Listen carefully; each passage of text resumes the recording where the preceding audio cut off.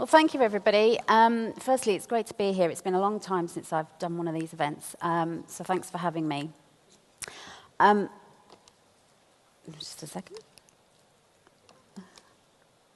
So I was asked to speak today to you all about how providers and advisors can better understand later life consumer vulnerability in order to meet people's needs more effectively. So to do that, I want to draw on some in-depth qualitative research findings with consumers of later life financial services, broadly speaking, but in the areas of equity release, pensions, and paying for care, to shed light on what I'm sort of terming the lived experience of vulnerability, and consider what these findings might mean for how we can drive real change in the sector.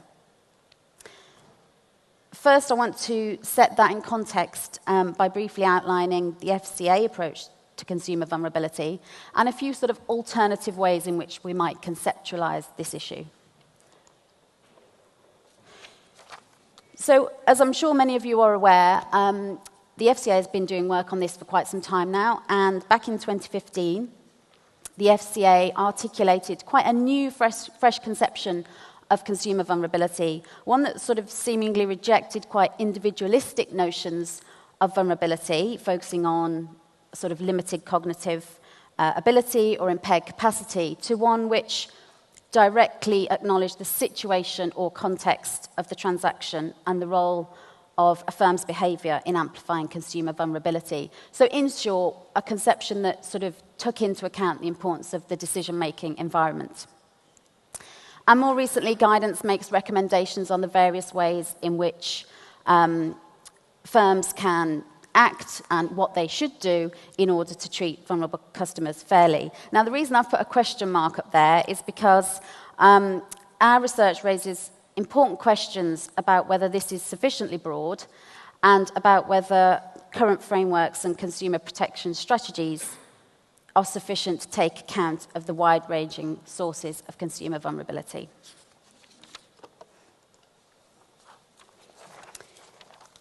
So, as I said, the FCA has talked a lot about treating vulnerable consumers fairly. It talks about the real importance of understanding the nature and scale of characteristics of vulnerability that exist in providers' target markets and in their customer base in order to understand the impact it might have.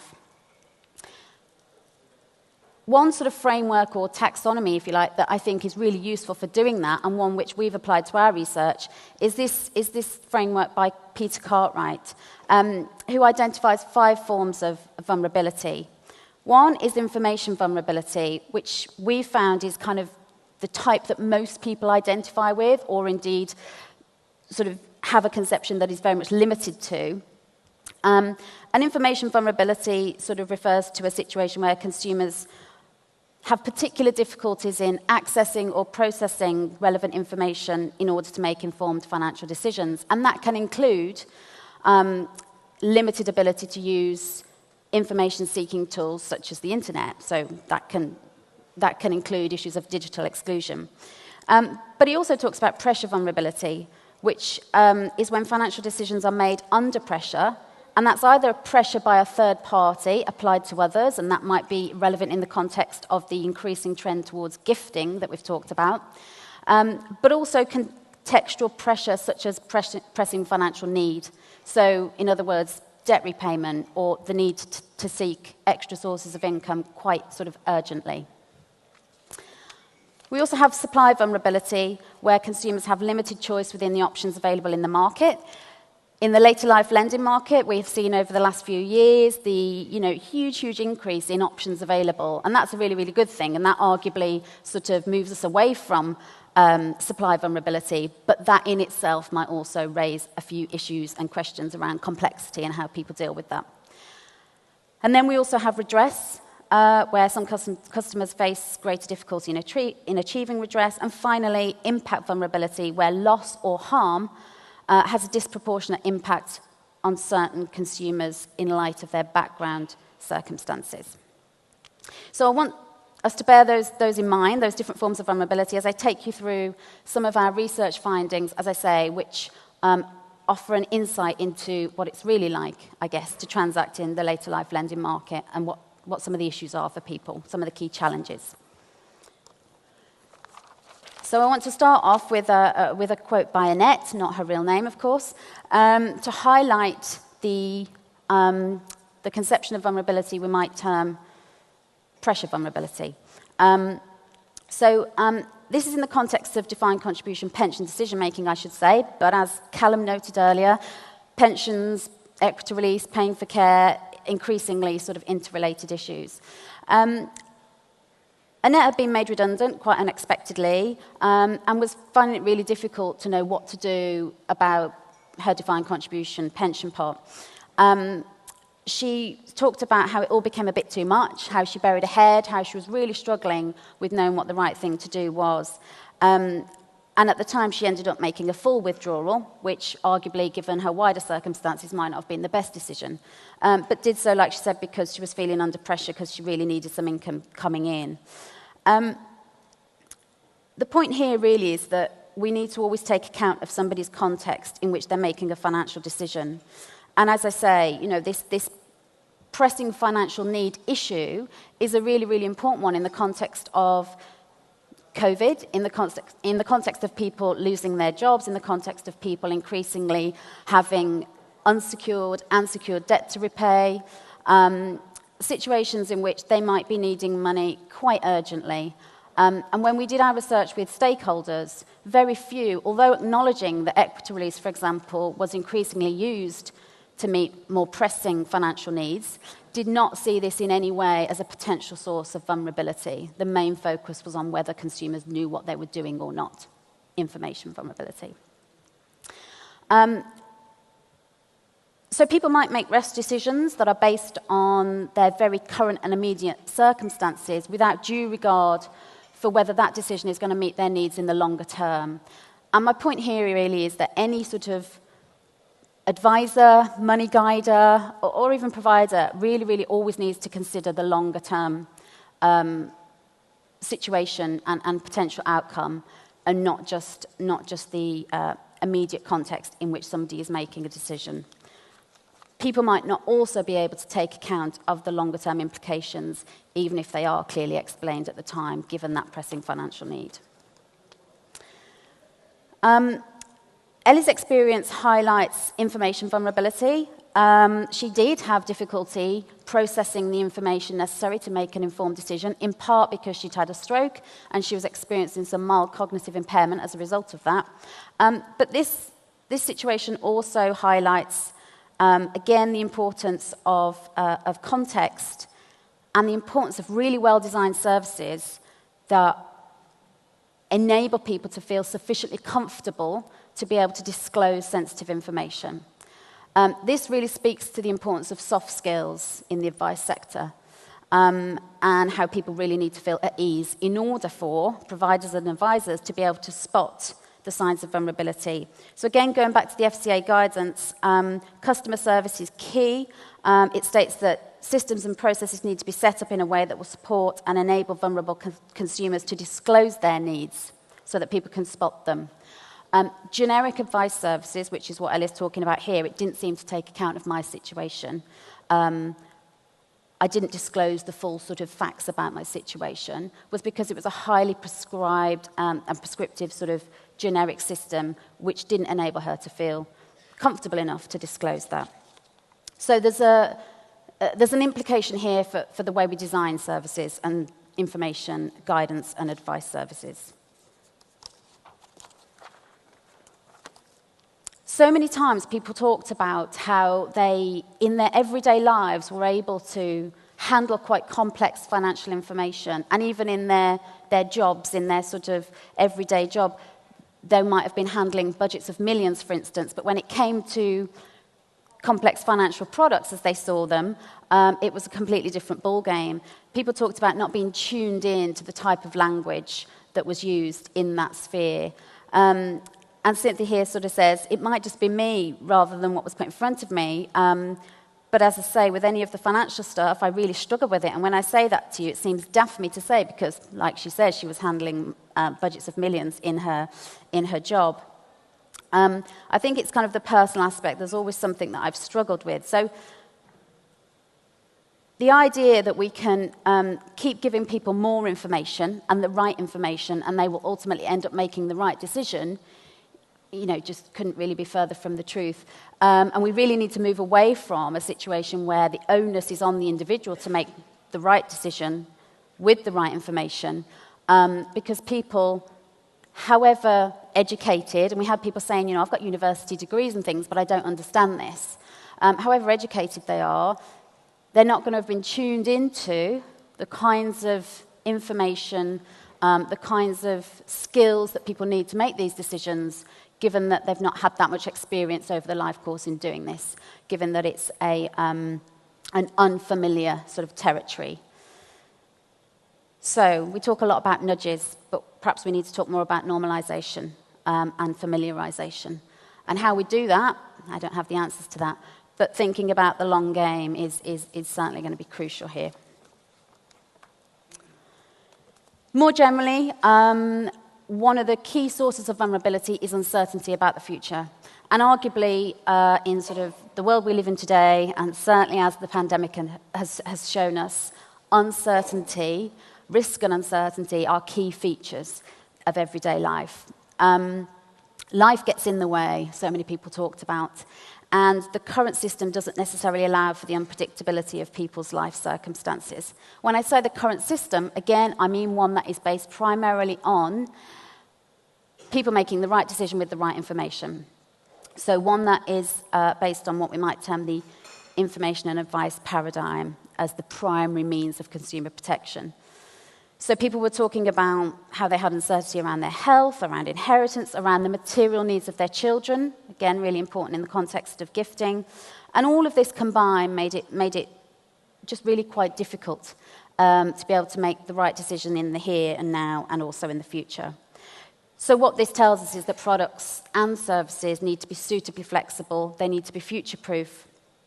And Claire talked about the importance of flexibility in her presentation earlier. It's great to hear that the market and all its innovations are allowing greater flexibility, such as in portability, in inheritance guarantees. That's a start. It possibly doesn't go far enough just yet. But the point really here is to emphasize that flexibility needs to be over the life course. It needs to be far-sighted, and we always need to think about the longer term, because life's messy. I won't read these out, but these quotes highlight the need, again, for flexibility in product and service design, those that can respond to changes in people's needs and circumstances quite easily. So when we talk about the fact that RIOs don't allow for people to then actually switch into a lifetime mortgage option quite easily, that inflexibility is a case in point. People's life circumstances change. The product and the service needs to be suitably responsive to that, and at present we don't have enough of that. So flexibility, future-proofing, as I say, and again, it speaks to the FCA's guidance around product, service, and design, and how they need to be designed for everyone to avoid potential harmful impacts. They need to take account of vulnerability at all stages of consumers' life, and products need to be designed not just for the perfect standardized consumer, but for people whose life situations change quite readily. And Roger there was really emphasizing that when he talked about how actually products and services, in his mind, seem to be for people who fit into neat boxes, not for those who don't. So very briefly, I guess one of my overarching points is that we still rely very, very heavily on information and advice, as I say, as the primary consumer protection strategy. Our research shows that this doesn't always succeed in helping people to have the right information, to make the right decision, to overcome information vulnerability.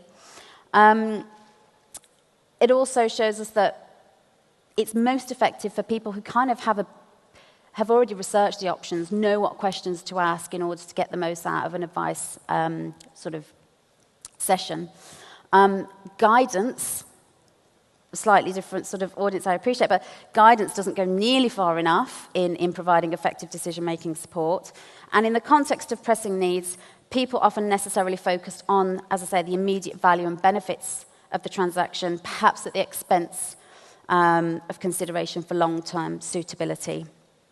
And the reported effect for some consumers in our equity release research was that they were not in a position to appreciate the finer details of a product or warnings about long-term risks and costs. And crucially, that is even if they were clearly and fully explained.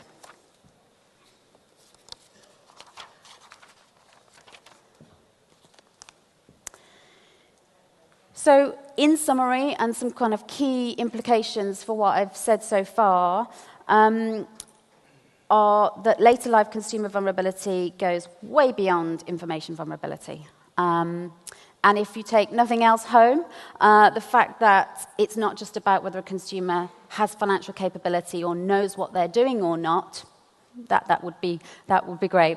Beyond that, I want to emphasize the importance of social context and how important that is to understanding the realities of consumer vulnerability. I talk about social context in addition to behavioral economics. So I kind of want to take us beyond behavioral economics and this idea that people have these inherent biases and heuristics and rules of thumb, and people discount the future, and people do get overwhelmed with complex information and take shortcuts and so on. But we need to understand where they come from, and as I say, the much broader decision-making environment in order to really, really understand vulnerability in its kind of in all its guises. The security of individuals and households is increasingly dependent on engagement with the financial services sector. The reason this is so important is because financial services are essential services now. People don't have much choice but to engage in financial services because people are so increasingly responsible for their own financial security, and that is why this is so essential. Again, in the broader sort of socioeconomic context of increasing longevity, the weakening of labour market positions, longer educational careers, greater student debt, all of these things mean that there are potentially greater pressures on people and that people's financial decision-making will be shaped by intergenerational relations and the financial needs of children and grandchildren.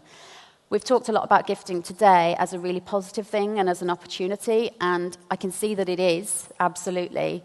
But I can't stress enough how important it is to also see that as a potential source of harm. And for any kind of moves towards promoting equity release or any other later life lending product for the purpose of intergenerational gifting, we need to bear that in mind. Finally, a lot of the FCA's work talks about vulnerable customers as a separate category. All customers are potentially vulnerable at some point in their lives. Vulnerability is not fixed. People move in and out of vulnerability. And so really, in order to more effectively meet vulnerable consumers' needs, we simply need to more effectively meet everybody's needs. So siloed strategies are ineffective. We shouldn't have an approach for one set of consumers and another. And I always sort of like the example of the supermarket shopping trolley, the shallow one, which was initially designed and developed for people with mobility issues and older people, but actually it works really well for everyone. Everybody likes a shallow shopping trolley. So it's a bit like that, inclusive design of financial products and services is essential if we are to achieve a true sort of meeting of people's needs effectively. So if markets are not structured to serve everybody with overarching policies and guidance to achieve this, it will follow that services and products will not be designed to serve everybody. I will leave it there. Thank you.